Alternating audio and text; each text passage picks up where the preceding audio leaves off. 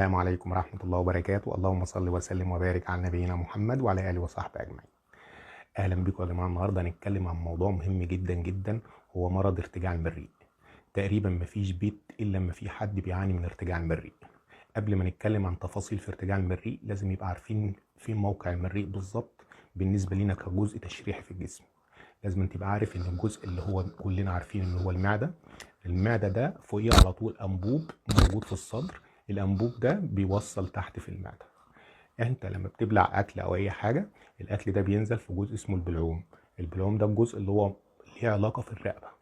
بعد كده بينتهي بانبوب في الصدر، الانبوب ده اللي هو المريء. المريء بينزل لتحت لحد ما يوصل بالمعدة. والمفروض ان اخره في عضلة هنا. العضلة دي المفروض بتقفل وتفتح، مرتبطة بموضوع الاكل والشرب. يعني ايه ارتجاع مريء؟ ارتجاع مريء ده يا جماعة ان المفروض في الطبيعي ان في عضلة منظمة هنا اسمها عضلة القابضة السفلية او صمام موجود اسفل المريء. ده بيفصل المريء عن المعدة. بمعنى لو انا باكل او بشرب، المفروض اثناء الاكل والشرب بتفتح العضلة ديت، فالاكل بيعدي فبينزل من الانبوب اللي هو المريء على المعدة. وبعد ما الاكل بيمر بيقفل تاني. المفروض بيقفل ليه؟ عشان يمنع ان الحمض بتاع المعدة او محتويات المعدة انها ترجع تاني فين؟ في المريء. لسبب ما الصمام او العضلة اللي موجودة دي ما بتقفلش، او بتقفل بس بطريقة غير كاملة، فبيضطر ان جزء من الحمض ده يرجع. فبالتالي يبدأ يعمل لك مشاكل على المريء وعلى الرئة وعلى الصدر وعلى الحنجرة وعلى الأذن والحلق والأسنان. لو ببساطة كده عشان تفهم قصة الأعراض ليه بتظهر، يعني أنا عندي مشكلة في المعدة، الموضوع يظهر ليه عندي في الحنجرة أو في الأذن، أو يجي لي مشاكل في تغيير الصوت. إن البداية كلها إن المفروض المريء زي ما قلنا، أو الجزء اللي ورا الصدر ده، إن العضلة المفروض في الطبيعي تبقى قافلة عشان تمنع ارتجاع الحمض، وبتفتح عشان تمشي الأكل وتنزله للمعدة. لو حصل مشكلة زي ما قلنا بيحصل ايه؟ يبدأ الاكل، الجزء بقى الحمض اللي طالع يبدأ يمر من المعدة يرجع على المريء. فمجرد ما يرجع على المريء، المريء يا جماعة مش زي المعدة مفهوش غشاء واقي من جوه والكلام ده، لا ده بطانة المريء حساسة جدا فبيحصل فيها التهاب. مجرد ما يحصل فيها التهاب تبدأ تشعر انت بألم شديد في الصدر وحرقان جامد ورا العظم بتاع الصدر. يبدأ كمان مع الالتهاب اللي موجود ده يحصل حاجة زي قرحة. مع تقدم الالتهاب وتكرار الموضوع، القرحة دي ممكن المريض يبدأ ينزف منها، وده مرض خطير طبعا. فبعض الناس ممكن ينزف بسبب القرحة بتاع المريء. مع الوقت ممكن القرحة بتاع المريء دي تبدأ تلتهب، والالتهاب ويلم بحاجة اسمها فايبروز أو تليف، فيبدأ يحصل ضيق في المريء. فلما تيجي تبلع تحس بصعوبة في البلع. ده مع تفاقم السن والكلام ده بيبقى مشكلة كبيرة قوي، وبالتالي يبدأ الموضوع يتطور مع بعض الناس. ومع مرور الوقت يبدأ يخش في الالتهاب ده في حاجة اسمها مريء بارد. مريء بارد ده خطورته في ايه يا جماعة؟ مريء بارد ده بنسميه حاجة اسمها بري كانسر، يعني هو قبل مرحلة السرطان. المريء بارد ده مع الناس اللي هم عندهم التهاب مزمن في المريء وتكرار الحموضة باستمرار ومفيش استجابة للنمط الحياة أو الأدوية أو العلاجات، يبدأ الموضوع يتطور، يتغير البطانة والأنسجة بتاع المريء تتحول لحاجة في الباثولوجي اسمها مريء بارد. مريء بارد ده مسؤول عن 20% من حالات السرطانات الخاصة بالمريء. فده الخطورة بتاع مريء بارد. كمان ان ارتجاع المريء نفسه يبدأ الموضوع يتطور، انه يرجع الحمض ده يوصل للرئة يعمل لنا مشاكل زي الربو. وفي دراسات بتقول انه سبب من احد اسباب التليف للرئة. انه يبدأ يرجع الحمض يعمل لك اريتيشن او استثارة للحنجرة، فيعمل لك تغيير في الصوت ويعمل لك مشاكل في الاحبال الصوتية. كمان يبدأ يعمل لك مشاكل في الأذن الوسطى ومشاكل في الجيوب الأنفية، وكمان مشاكل في اللثة، ويبدأ يغير لك كمان من تركيبة الأسنان ويساعد على التسوس بتاع الأسنان. ده بجانب بقى الأعراض التانية. ده ببساطة شرح يعني إيه ارتجاع مريء وإيه خطورته بالنسبة للمرضى. لازم تبقى عارف ان احد الاسباب الرئيسيه ان المريض بيحصل ليه عنده ارتجاع مريء، يعني في ناس بيحصل معاها ارتجاع مريء وفي ناس ما بيحصلش معاها الكلام ده. ان احد الاسباب الموجوده حاجه اسمها هايتس هيرنيا او فتق في الحجاب الحاجز. ان لسبب ما في مرضى بيبقى عندهم مشكله زي جزء في فتق في الحجاب الحاجز، فبيضطر جزء من المعده بيرجع فيه في المريء، فبيحصل مشكله بتاع الحمض. في عوامل معينه ودي المهم جدا جدا عشان هتفيدنا في العلاج. عوامل بتساعد ان يحصل ارتجاع المريء.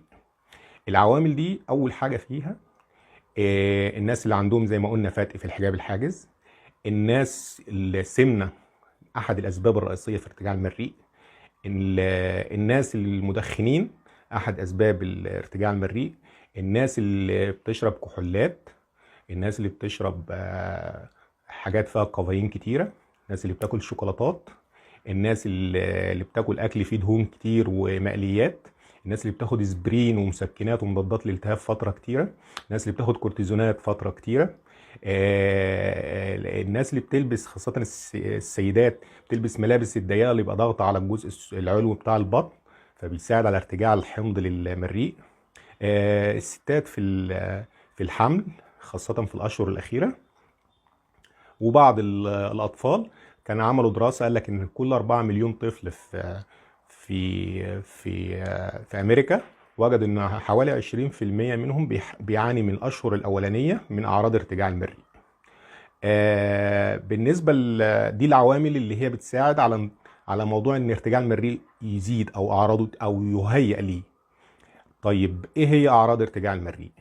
زي ما قلنا اعراض ارتجاع المريء اول حاجه الم شديد في المعده، حرقان وحموضه، الم خلف الصدر، صعوبه في البلع، مشاكل زي احساس ان في كتله موجوده في الحلق، تغيير في الصوت اول ما تقوم من النوم، مشاكل تانية تخص الانف واذن والحنجره زي التهاب الاذن او التهاب الانف، مشاكل تخص الاسنان والكلام ده زي التهاب اللثه وتسوس الاسنان، وممكن يكون كحه وسعال شديد جدا بالليل مع شرقه بالليل.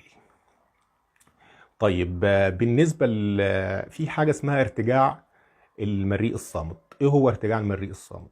ارتجاع المريء الصامت ده يا جماعه عباره عن شخص عنده اعراض غير الاساسيه في ارتجاع المريء، ممكن تكون موجوده او لا، لكن هو عنده اعراض تانية تخص مشاكل تانية غير الجهاز الهضمي اللي احنا اتكلمنا عنها. بيسموه الارتجاع البلعوم الحنجري. ان المريض بيبدا الحمض يرجع ما بيحصلش معاه مشكله، ما بيهتمش قوي او ما عندوش اعراض جامده قوي تخص المعده او المريء، لكن اعراضه كلها عباره عن تغيير في الصوت اول ما يقوم من النوم وبيتحسن على مدار اليوم، عنده احتقان ومراره في طعم البق لما يقوم من النوم، عنده التهابات في الاذن الوسطى المتكرره، عنده التهابات في الجيوب الانفيه، عنده مشاكل في اللثه والاسنان، عنده كحه شديده وسعال بالليل. فهي دي اعراض ارتجاع المريء الصامت. بالنسبه للجزء الاطفال اللي يهمنا فيه، ان مهم موضوع ارتجاع المريء ده مهم جدا في الاطفال خاصه ارتجاع المريء الصامت. جزء من الاطفال كتير جدا بنلاقيه بيرجع كتير ويبقى معاه غثيان وبيبدا يفقد جزء من وزنه، ومع الترجيع المستمر والكلام ده بيبقى معاه سعال وكحه، وبيتشخص كتير قوي عند دكاتره الاطفال وكده ان هو ارتجاع في المريء وبيتحسن بالتدريج يعني. اللي يهمنا في الاطفال ارتجاع المريء الصامت. ارتجاع المريء الصامت في الطفل بيتشخص بالاعراض. ان الطفل بنلاقي ان الطفل دايما في بكاء شديد معاه، الطفل دايما بيحاول يميل لدماغه لورا عشان يهرب من اثر الحموضه اللي موجوده فيه، الطفل بيبقى ريحه البق او النفس كريهه جدا، فتقعد تقول ريحه البق فيها مشكله، الطفل ليه كده والكلام ده كله. فدي احد اعراض الارتجاع المريء الصامت. لان الطفل وهو نايم بيبقى عامل اصوات زي الصفير او مشاكل في التنفس، فكل الحاجات دي بتبقى علامات تديك ان الطفل عنده مشاكل زي ارتجاع المريء الصامت. طيب انا عشان نخش في الموضوع المهم، انا اشخص ازاي ارتجاع المريء؟ اولا تشخيص ارتجاع المريء بالاعراض. الحاجه الثانيه في كذا فحص بيتم، اشهرهم اللي هو المتاح المنظار. طيب منظار العلوي للجهاز الهضمي اللي بيتعمل على المريء امتى اعمله؟ يعني اي حد عنده اعراض ارتجاع مريء يروح يعمل منظار. طبعا لا، يعني المنظار مهم جدا في حالات معينة. اولا مريض عنده عسر هضم مستمر، مريض لم يستجب للادوية والعلاج ونمط الحياة، حاولت معاه مرة واثنين وثلاثة مفيش فايدة معاه. الحاجة الثالثة مريض بيبقى عنده دم في البراز وده بيبان بالتحاليل، مريض عنده فقر دم وانيميا جامدة، مريض اتشخص قبل كده ان هو بارد، حاجة اسمها المريء بارد وبيتابع. لان المفروض المنظار لاي مريض عنده حموضة مزمنة لمدة 5 سنين، عنده حموضة مزمنة كل 5 سنين لازم يعمل منظار على المريء عشان يتابع موضوع المريء بارد ده. عشان مشكلة مريء بارد ان هو 20% منه بيخش في سرطان المريء. الناس اللي عنده مشكلة زي نزيف او صعوبة في البلع او الكلام ده كله لازم يعمل منظار. طيب العلاج ايه؟ انا النهارده شخصت ارتجاع مريء، انا عندي 3 انظمه في العلاج. علاج ارتجاع المريء ما بين علاج تغيير نمط الحياه اللي هو اللايف ستايل، 2 دوائي، 3 جراحي او منظار او كده. اللي يهمك انت كشخص او كمريض تغيير نمط الحياه ده، لان هو ده اللي بايدك في البيت تعمله. انما الدوائي او الجزء الثالث اللي هو العمليه او المنظار ده اللي الطبيب اللي بيحدده. يعني ايه اغير نمط الحياه؟ معروف ان انت عندك مشكله، اول حاجه مدخن لازم توقف التدخين. الناس اللي هم بيشربوا كحوليات لازم يوقفوا الكحوليات. الناس اللي بيشربوا كافيين كتير جدا زي القهوه والشوكولاتات والحاجات دي لازم يبطلوا الحاجات دي. الناس اللي معتمدين في الاكل على الدهون والمقليات لازم يغيروا، قدامهم حاجات تانية كتيره جدا غير الدهون والكلام ده. الناس اللي بتلبس ملابس ضيقه خاصه الحوامل وكده اللي بتضغط على المعده وكده لازم يلبسوا ملابس اوسع شويه. الناس اللي دايما بتاكل وبعد كده تنام على ظهرها، المفروض انت على الاقل بعد الاكل تقف ساعه ولا حاجه او تتمشى.